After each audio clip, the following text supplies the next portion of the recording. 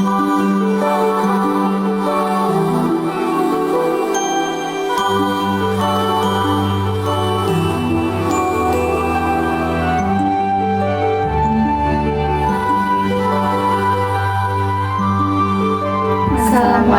warahmatullahi wabarakatuh.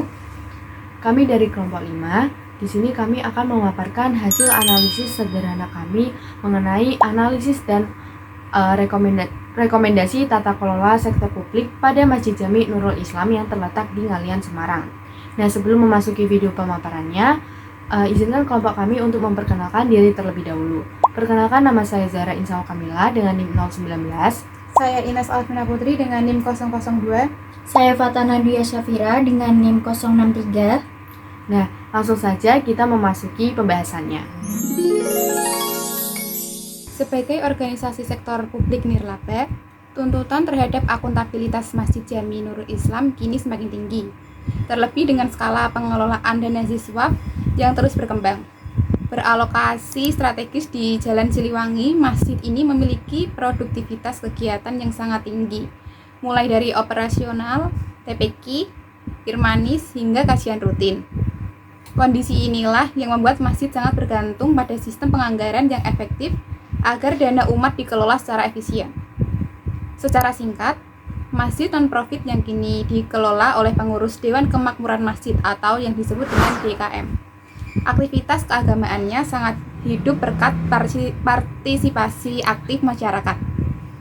Jamaah tidak hanya meramaikan kegiatan rutin seperti mengaji fikih, tahlil, dan TPQ, tetapi juga terlibat langsung secara sukarela dalam mendukung kebutuhan logistik, tenaga, hingga donasi untuk agenda besar Hari Raya Keagamaan.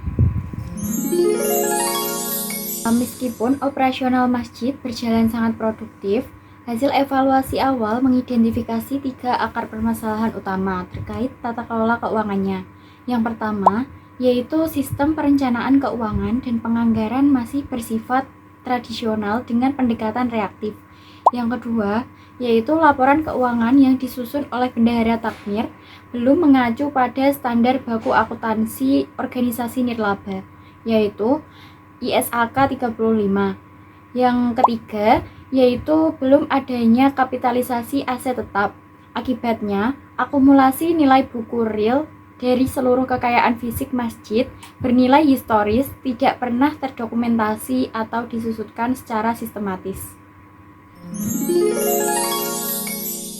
Selanjutnya kita akan membahas mengenai aspek-aspek analisis. Nah, untuk aspek analisis yang pertama itu adalah sistem penganggaran. Nah, di Masjid Jami Nurul Islam, penganggaran itu masih bersifat tradisional dengan model incrementalism dan line item budgeting. Artinya, takmir menetapkan anggaran tahun berjalan hanya dengan mereplikasi data periode sebelumnya tanpa kalkulasi dari nol. Nah, akibatnya pembukuan kaku pada pos pengeluaran spesifik dan mengabaikan evaluasi hasil atau outcome kegiatannya.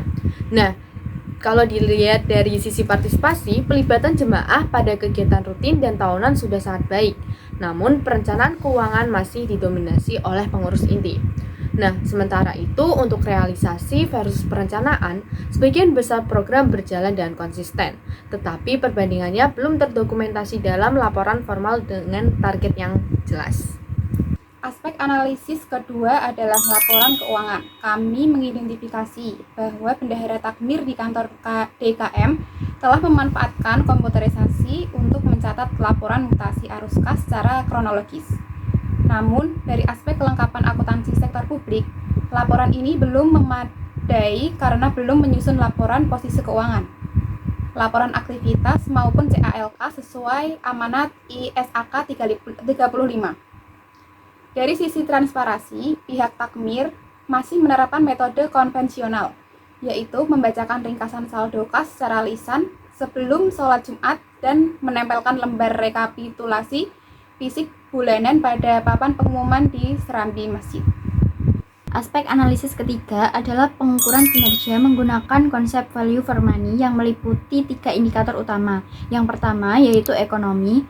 Pengurus sudah menerapkan prinsip kehati-hatian dalam penggunaan dana umat seperti membandingkan harga beberapa vendor di Semarang untuk pengadaan fasilitas.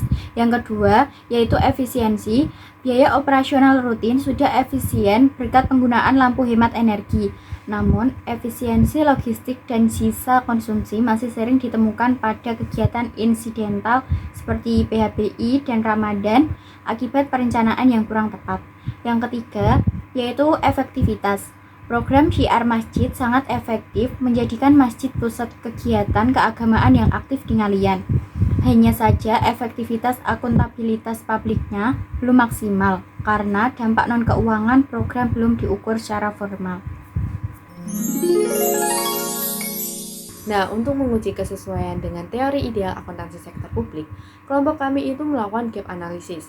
Kesenjangan utama yang kami temukan itu ada 3, yaitu ada gap penganggaran, gap pelaporan, dan gap akuntabilitas. Nah, untuk gap penganggaran sendiri, teori itu mewajibkan penganggaran berbasis kinerja, namun praktiknya masih bersifat tradisional, inkremental karena keterbatasan kompetensi SDM. Nah, yang kedua ada gap pelaporan, yang dimana regulasi ISAK 35 mewajibkan laporan nirlaba untuk termasuk pencatatan aset tetap. Sementara praktiknya baru sebatas mutasi kas sederhana. Nah, untuk gap yang ketiga yaitu akuntabilitas, teori menuntut adanya pengukuran dampak atau outcome program. Sedangkan akuntabilitas takmir masih terbatas pada pengumuman sisa saldo kas harian saja.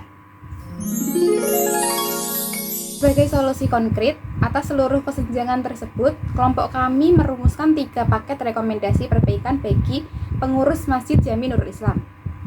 Yang pertama, budgeting reform, yakni menyusun dokumen APBN formal secara tertulis melalui rapat kerja tahunan, serta menerapkan sistem anggaran berbasis kinerja. Yang kedua, accounting reform, yakni mengembangkan pelaporan keuangan berbasis standar ISAK 35, digitalisasi akuntansi, serta melakukan kapitalisasi aset tetap secara sistematis.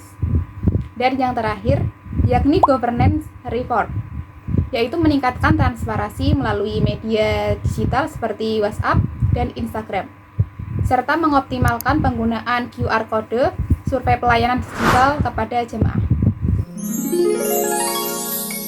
Selanjutnya yaitu kesimpulan. Sebagai akhir dari video ini, dapat disimpulkan bahwa perbaikan di bidang sistem penganggaran, implementasi akuntansi nirlaba baku ISAK 35, serta perlunasan keterbukaan informasi publik secara digital akan membawa tata kelola Masjid Jami Nurul Islam menjadi lembaga keagamaan yang jauh lebih profesional, transparansi, dan akuntabel. Sekian pemaparan video dari kami. Apabila terdapat kekurangan dan kesalahan dalam video ini, kami memohon maaf yang sebesar-besarnya. Sekian, terima kasih. Wassalamualaikum warahmatullahi wabarakatuh.